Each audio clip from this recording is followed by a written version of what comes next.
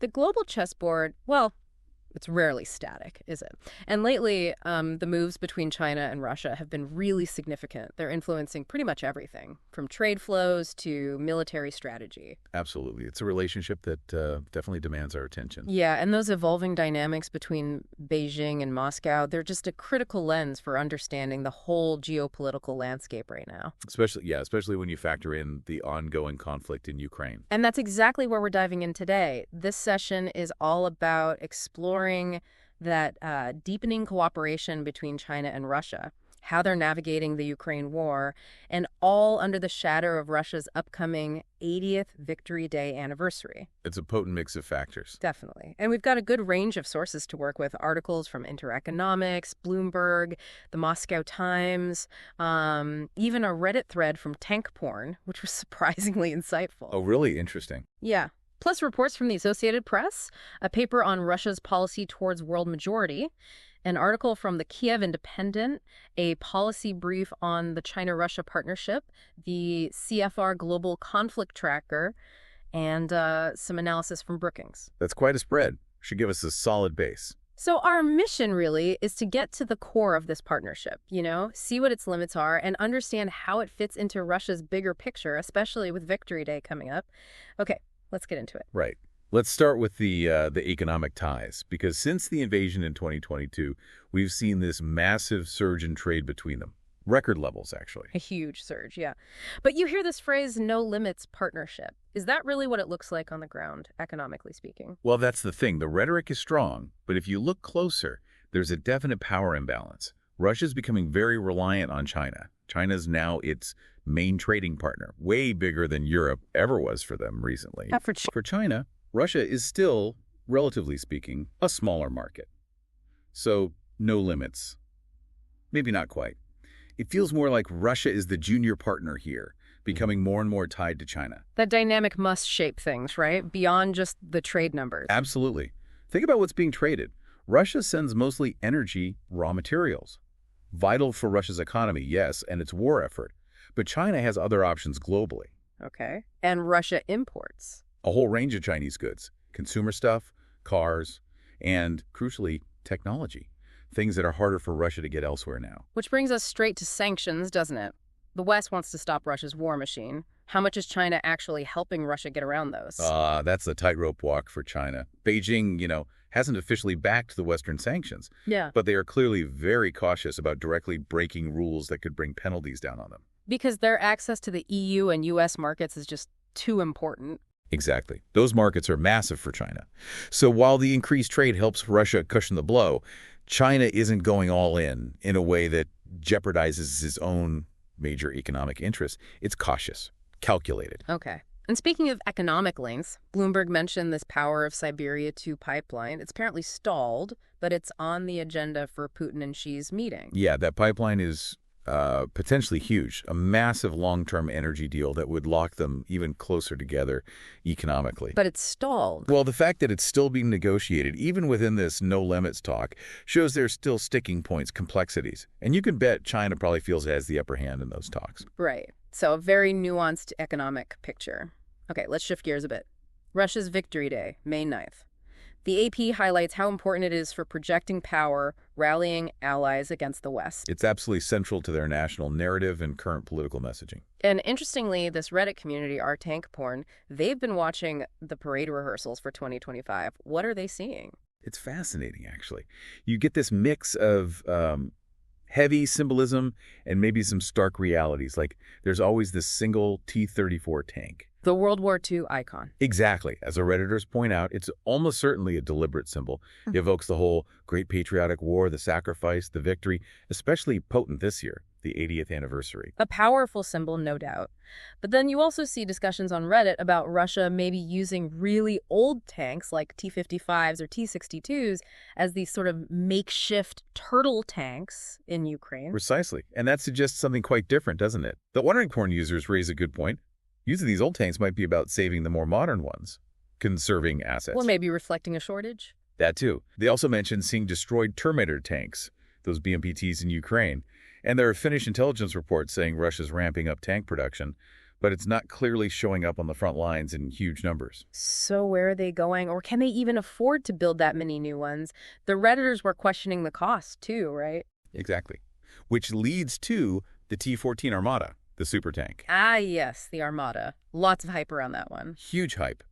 But it's barely seen in these rehearsals. The online chat suggests it's incredibly expensive, maybe has design flaws, particularly vulnerability to drones, which is a huge factor now. Drones, again, they're changing everything. They really are. And apparently production is limited, and maybe the Russian military actually prefers the T-90M, which is more conventional, proven.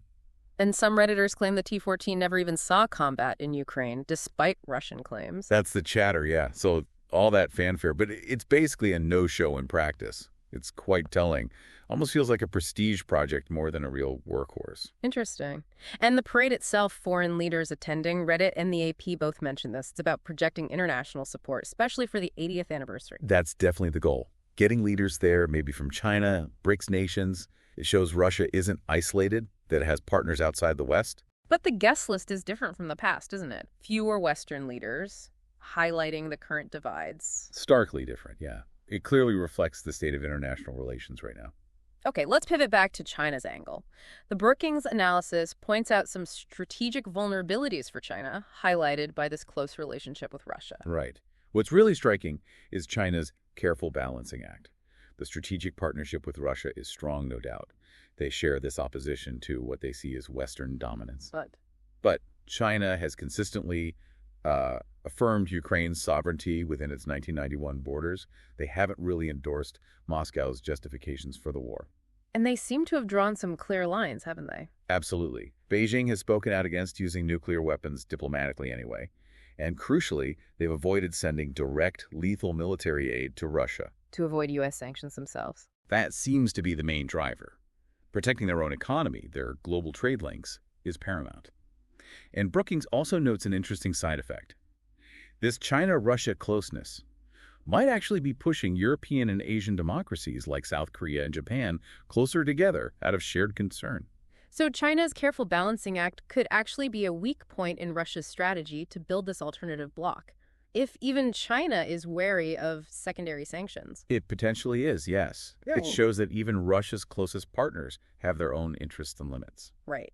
Which brings us neatly to this world majority policy concept. There was a whole paper on it. What's the core idea there? Okay, so this paper basically draws a line. On one side, the U.S.-led coalition that's opposing Russia over Ukraine. On the other, what Russia calls the world majority. Over 100 countries, they say, that are either neutral or maybe even lean towards Moscow. So it's not necessarily that they're all anti-West. The paper argues not inherently anti-West, no. But their needs, their priorities, are seen as fundamentally different from the interests of, quote, current globalist elites, unquote. And who are these globalist elites? Does the paper define that? It doesn't really offer a precise definition, which, leaves it open. But the key thing, the main test for being considered friendly in this world majority. Let me guess. Not joining sanctions against Russia. Bingo. Refusing to join anti-Russian sanctions is the key criterion mentioned. Think countries like India, Brazil, South Africa maybe. Big populations, growing influence, but different priorities than the West. And it's not just about country count, is it? The paper talks about a deeper power shift. Exactly. It points to more big cities, more tech platforms emerging in these world majority nations, a gradual economic shift away from the West, plus growing military strength, including nuclear powers outside the Western alliances. So what's Russia's game plan for engaging this world majority? This strategy seems pretty clear. Focus on developing organizations like BRICS. Brazil, Russia, India, China, South Africa. Right, and the SCO, the Shanghai Cooperation Organization, places where Western influence is limited. Also, building joint tech platforms, boosting education and science links, promoting this idea of a polycentric world, multiple power centers based on international law, sovereign equality, basically no single boss. Where geographically is Russia focusing its efforts within this majority? The paper maps it out quite specifically. Central Asia is key access to the Caspian, Kazakhstan, Uzbekistan mentioned. South Asia, Pakistan is important, nuclear power, borders Afghanistan. But Russia wants to keep its ties with India too. A tricky balancing act there. Very. Then Southeast Asia, Vietnam, Myanmar, Indonesia, others. The Russia-ASEAN dialogue, Northeast Asia, North Korea, Mongolia, Russia's role in the Korean nuclear issue, the Middle East important for logistics, a power center itself. Africa, too, I imagine. Big focus on Africa, seen as having huge economic growth potential. The paper even used an image of camel riders in the Sahara, apparently, to symbolize this focus. Okay. And Latin America. Yeah. Cuba, Venezuela, there was mention of a stronger strategic partnership with Venezuela. Another image showed a Russia-Africa summit in St. Petersburg, so a very wide net. It sounds incredibly ambitious. What practical steps are they proposing to actually build these ties? Well, the paper suggests things like boosting knowledge exchange, promoting non-Western languages and cultures inside Russia, making their aid more effective, aiming for visa-free travel, getting direct flights going again. And organizing alternative sports events, like BRICS games. Exactly. Things like that. Outside the usual Western-led international structures, it's all about building tangible connections and offering alternatives. Okay, let's circle back to Victory Day. The Kyiv Independent article offers a really starkly different take on how it's commemorated now. Yes, a very critical perspective. It argues that the huge militarized parades we see today are a far cry from the original meaning of remembering World War II. It traces this shift from, spontaneous celebrations and grief in 1945 to this highly controlled, state-managed, very militaristic event under Putin. The article argues the Kremlin has basically hijacked the memory of the Soviet victory. Hijacked it for what purpose? To fuel pro-war sentiment now, to justify the invasion of Ukraine by inventing this parallel with fighting Nazis, this supposed neo-Nazi threat in Ukraine. So they see it as a deliberate twisting of history. That's exactly the argument, a twisted continuity, they call it, being forced between World War II and the current war, ignoring the huge historical differences. And the narrative itself has changed. It's not just the style of commemoration. Right. The focus has shifted. Less emphasis on the multinational Soviet effort, more on it being a Russian victory, downplaying the roles of Ukrainians, other Soviet peoples. And the tone. The tone, too. From collective mourning in the Soviet era for the terrible losses to today's focus on, triumphalism, military power, heroism. Even things like the Immortal Regiment marches, which started grassroots, are now more state-controlled, according to the article. Almost like a state religion around the war. The article suggests something like that, yeah. An almost religious fervor attached to it now. It paints a picture of history being actively manipulated for current political goals. Okay, finally, let's touch base on the war in Ukraine itself. The Council on Foreign Relations tracker, what's the current picture? Well, as of now, early May 2025, it's still deeply entrenched. Russia still occupies about 20% of Ukraine. They've even made some gains in the last year or so. Still heavy fighting? Oh, yes. Bombardments continue. Russian missile attacks, Ukrainian drone strikes. The human cost is just horrific. Over 40,000 civilian casualties reported, millions displaced. And international aid is still flowing. Significant aid? Yes. Military and humanitarian. But the situation is volatile. We see those brutal sieges like Mariupol, Bakhmut, the Novokukhovka dam breach, Ukrainian counteroffensives, now more Russian pushes. And Russia still projects confidence about its economy despite doubts. They do publicly, yes. Though the strains, like needing those older tanks we discussed, might tell a different story. And that fear of nuclear escalation, it hasn't gone away. It's still there in the background. Wow. Okay, so we've covered a lot of ground, this incredibly complex, evolving China-Russia relationship, driven by mutual interests, sure, but with clear limits, clear power imbalances. Definitely not as simple as no limits. No.